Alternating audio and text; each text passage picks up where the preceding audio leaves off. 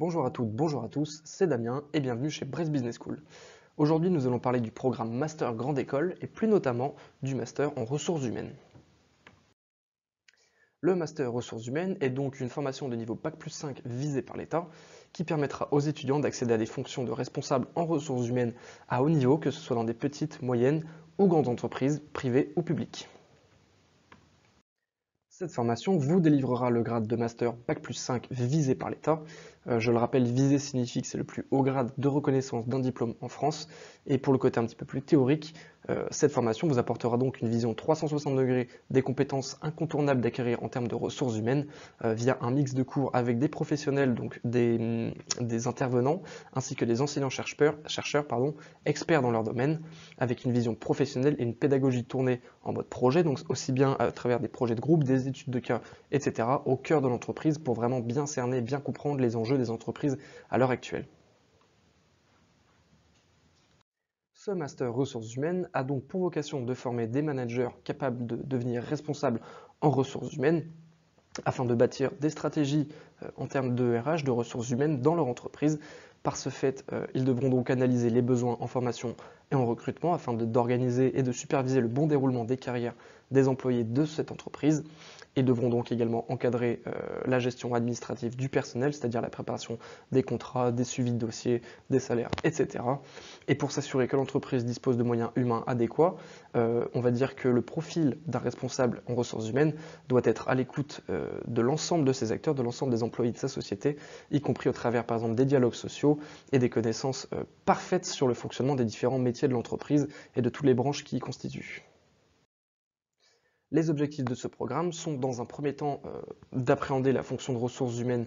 dans toute sa dimension stratégique, mais également de participer activement à la mise en place de la stratégie de l'entreprise, d'organiser une activité, de manager une équipe, conduire un projet, mobiliser les énergies et négocier avec les partenaires institutionnels des sociétés, mais également de représenter la direction auprès des salariés et négocier avec les instances représentatives du personnel afin de faire appliquer les décisions prises au niveau de la DRH, donc de la direction de ressources humaines.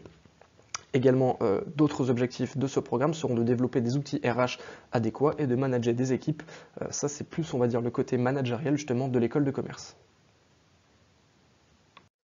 Au niveau des modalités pédagogiques, c'est une formation qui se déroule 100% en présentiel dans les locaux de l'école à Brest et qui aura une pédagogie, on va dire, à double tranchant dans le sens où c'est une pédagogie qui va mêler à la fois les cours théoriques à travers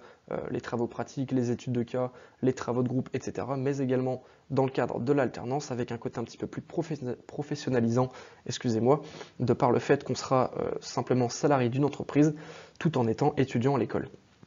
Au niveau des modalités d'évaluation, on va dire que ce sont des modalités plus ou moins classiques d'une école, c'est-à-dire du contrôle continu tout au long de l'année, ainsi que des partiels à valider en fin de semestre pour obtenir les crédits. Au niveau des admissions, ce qu'il faut savoir, c'est qu'on peut intégrer cette formation après un Bac+2 ou un Bac+3, ça va dépendre de votre parcours scolaire, et cela se fait via le concours des Talendés, qui est un mode de sélection unique en son genre. C'est un concours interne à l'école qui présente 5 épreuves au total, des épreuves écrites et des épreuves orales, et qui auront pour vocation première vraiment de détecter en vous des talents, de détecter votre personnalité, vos ambitions, etc. Et donc au niveau des épreuves du concours des Talendés, on va pouvoir différencier d'un côté les candidats qu'on appelle AST, les admissions sur titre, c'est-à-dire les étudiants sortant d'un BTS, d'un UT, d'une fac ou d'une orientation par exemple, auquel cas vous serez confronté à un entretien collectif, un entretien individuel, qui est d'ailleurs l'épreuve la plus importante du concours, comme on peut le voir, coefficient 10, et c'est une épreuve qui va vraiment être là pour essayer d'en apprendre un petit peu plus sur vous, c'est-à-dire que les jurys vont essayer de détecter en vous les motivations, les ambitions, est-ce que vous avez des projets pour l'avenir, etc. Au-delà de ça, vous aurez également une épreuve orale d'anglais, ainsi qu'un test de raisonnement en ligne et un test en ligne d'anglais. Et donc concernant les candidats prépa, ce qu'on peut voir, c'est que les épreuves seront sensiblement les mêmes. Cela va juste être au niveau des coefficients que ça va un petit peu différer. Comme on peut le voir, l'épreuve la plus importante reste tout de même l'entretien individuel avec un coefficient 12, mais vous allez notamment y retrouver l'entretien collectif, ainsi que des épreuves de langue LV1 et LV2. Si le concours vous intéresse, moi je vous invite à aller voir les vidéos que j'ai réalisées sur les différentes épreuves du concours, qui sont disponibles d'ailleurs sur les réseaux de l'école, donc notamment LinkedIn ou YouTube par exemple, où vraiment je vous explique un petit peu plus en détail le déroulé de chaque épreuve avec des petits exemples, etc. C'est vraiment, si vous voulez vous en apprendre un petit peu plus sur le concours, je ne peux que vous conseiller d'aller visionner ces vidéos.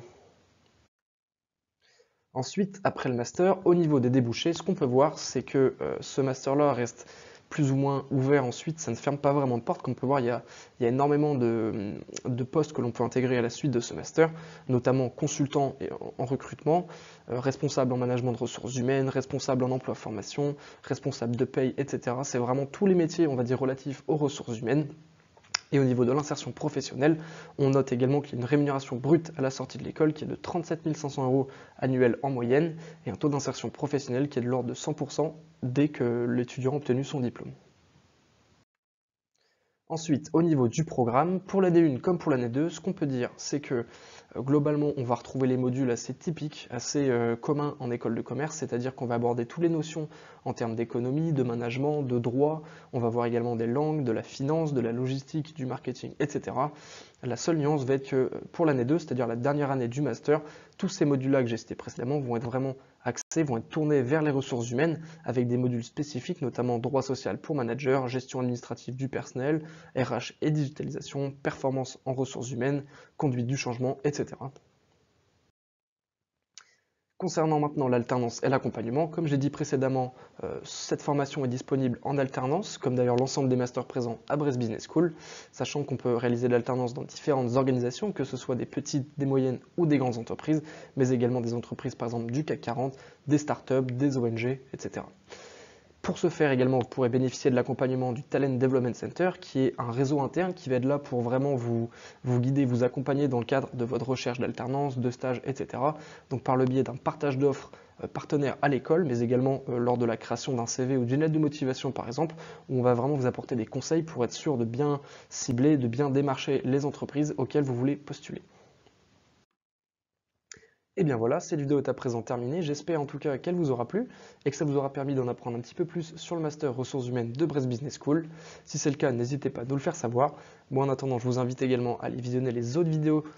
traitant des autres masters de Brest Business School si vous voulez avoir un aperçu sur les différentes formations qu'il est possible de réaliser au sein de l'école. Et je vous dis à très bientôt pour une nouvelle vidéo. C'était Damien.